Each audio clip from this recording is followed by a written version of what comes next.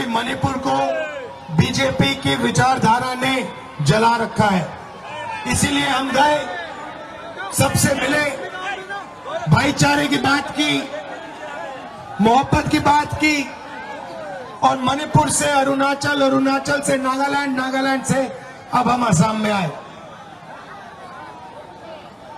असम में आपके chief minister सोचते हैं कि वो किसी को भी डरा सकते हैं। हम लोग आपके चीफ मिनिस्टर से डरते नहीं हैं। और भाइयों और बहनों, ये अभी बहुत जंप मार रहे हैं, ऊपर नीचे जंप मार रहे हैं, केस लगा रहे हैं। ये केस इसलिए लगा रहे हैं क्योंकि इनके दिल में डर है। ये डरे हुए हैं कि असम की जनता तूफान जैसे, आंधी जैसे उनके खिलाफ खड़ी हो रही है।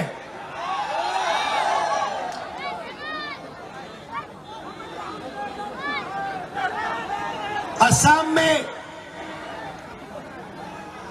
सबसे ज्यादा बेरोजगारी। मैं आपसे पूछता हूं, युवाओं से पूछता हूं, क्या असम में असम के युवा को रोजगार मिलता है? मिल सकता है? नहीं मिल सकता है। क्यों? क्योंकि देश के सबसे भ्रष्ट चीफ मिनिस्टर असम के चीफ मिनिस्टर हैं। उनका सिर्फ एक काम है, एक तरफ वो नफरत फैलाता है, एक धर्म को दूसरे धर्म से लड़ाता है, एक जात को दूसरी जात से लड़ाता है, एक भाषा को दूसरी भाषा से लड़ाता है, और फिर जब असम की जनता एक दूसरे से लड़ना शुरू करती है तो आप सबके जेब में से पैसा उठा के बीजेपी के लोग ले जाते हैं।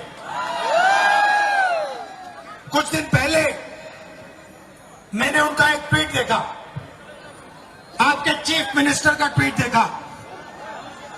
कहते हैं, ट्विटर में कहते हैं कि पिछड़ी जात वाले, दलित,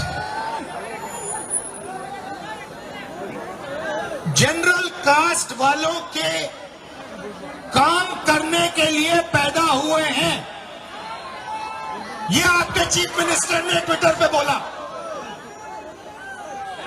कि पिछड़ी जात वाले,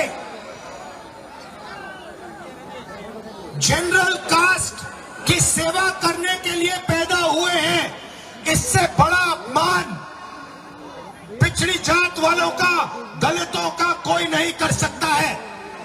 मैं आपसे पूछना चाहता हूं, असम के पिछड़ी जात वाले लोगों से, ओबीसी वर्ग से, दलित वर्ग से आप चुप क्यों हो? आपने एक शब्द क्यों नहीं कहा? आपके चीफ मिनिस्टर ने आपका अपमान किया है, आपको कहा है कि आप जनरल कास्ट की सेवा करने के लिए पैदा हुए हो। आप चुप क्यों हो? आपको चुप नहीं होना चाहिए। आपका अपमान किया जा रहा है, आपको चुप नहीं रहना चाहिए। आपको अपनी बात चीफ मिनिस्टर के सामने रखनी चाहिए। मैं रखता हूं। दलित वर्ग, ओबीसी वर्ग, आदिवासी वर्ग, माइनॉरिटी किसी से कम नहीं है।